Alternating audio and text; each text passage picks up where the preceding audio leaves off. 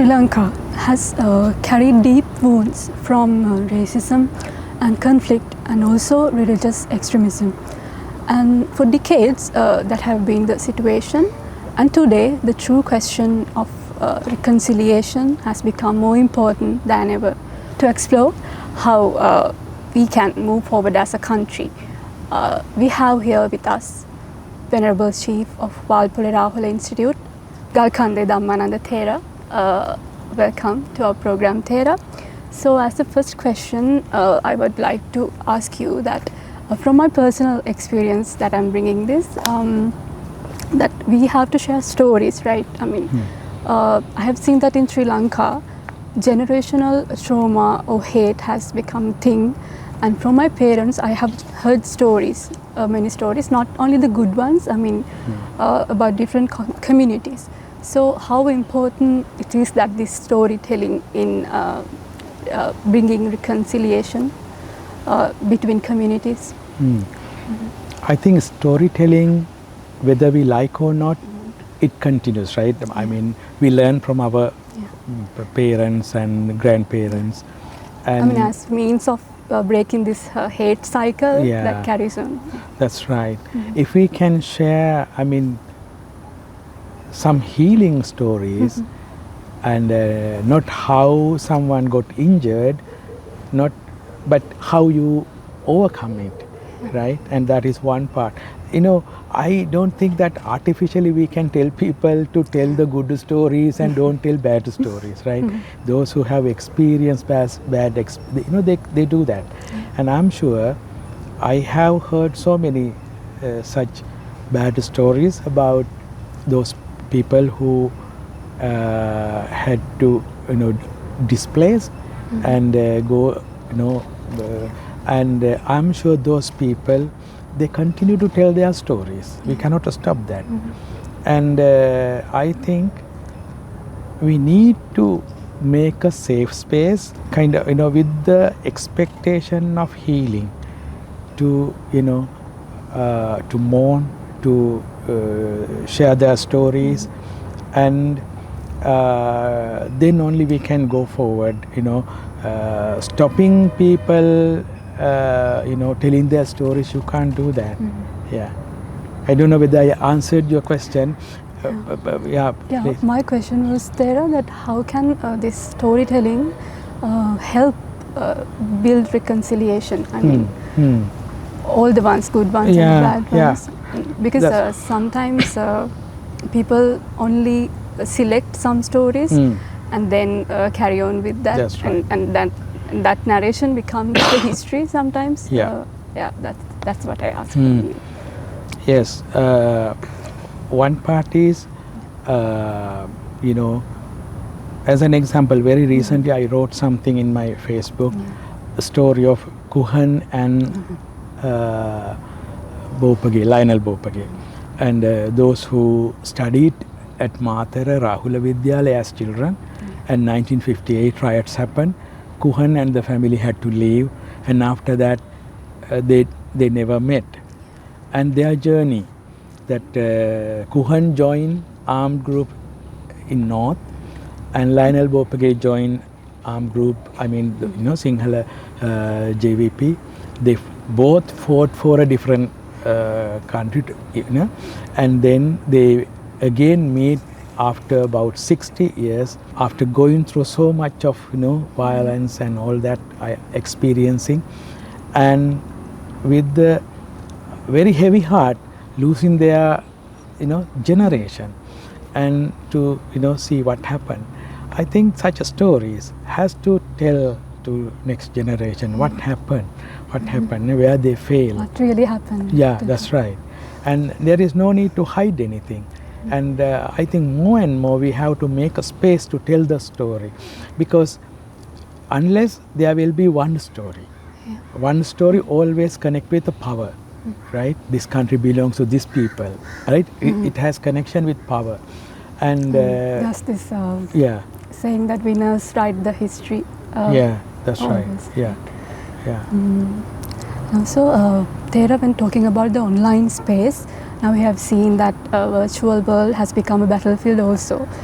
when we observe the hate speech that share around, that there also we can see that hatred which is embedded in people. So, is there any way that young people can take examples from Buddhism itself to kind of heal what they're feeling and the trauma that they are already experienced in a way? Well, I mean, in every religion there are good messages, right? What I feel, all the bad people are very vocal, good people are silent. Why not we use the social media to spread good messages, right? Use it maximum, and we can, I think that is what we need to do. Yes, always the sensational things get more and more hits, but we don't have to be disappointed. Continue good, interventions, and those people who have experiences have to share their experience. Not always, I think, not theoretical things, but story. How I experienced that, our own stories. I'm sure we all have many stories if we start telling. So I think social media and this new situation, I always see the good part of it. 1987 to 1990, that what happened in the country, I was then 18 years, something like that. There were no social media, no smartphone. You can abduct someone and tell different story, and we, today, during that Aragale period, about, I think, 9 young people were arrested at Parliament Watarama, and they put into bus, and within 25 minutes, right, everyone knew where they were taken to Maharagam police station, and people surrounded the police station, and they started, shouting slogans to free them. During that time, I'm sure then I think I wrote, if smartphone was there during 87 to 90, story would have been totally different. So I think we are powerful now. We are very powerful now, and why not we use it for a good cause? There are, we have seen many communal violence incidents as in the past, and recently also we have experienced some those situations. So there's this cycle that repeats in them. There's violence and also hatred. The parties that are involved, certain actors, so they could be political parties, they could be monks. They try to create this enemy against some minority group or another group. So then it turns to a situation where the people they fight against this enemy, but the enemy is also another human or a human group. So how is this narration passing?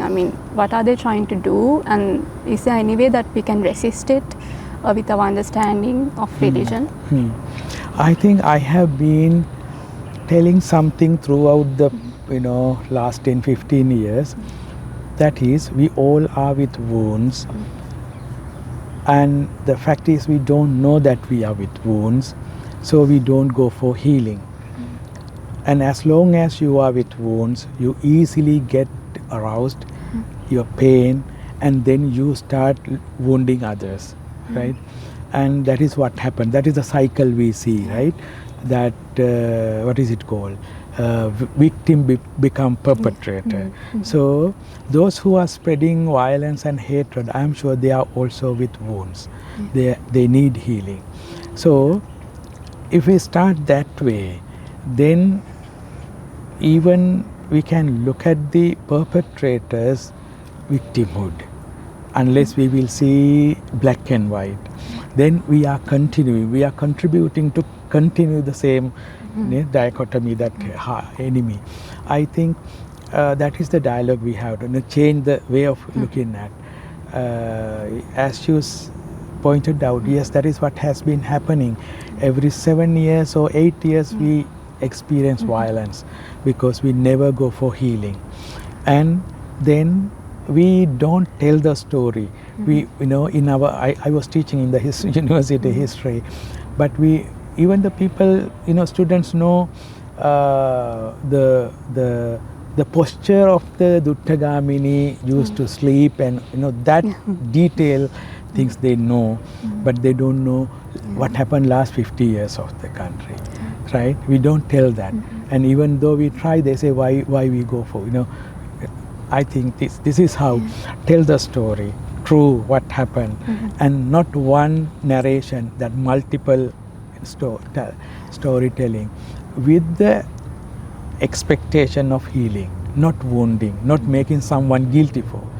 There, this is my last question to you. I mean, we learn religion as a subject from our young, as we are young, and that only becomes book learning, right? We by heart gathas and stuff, and they don't really come to use when we grow old.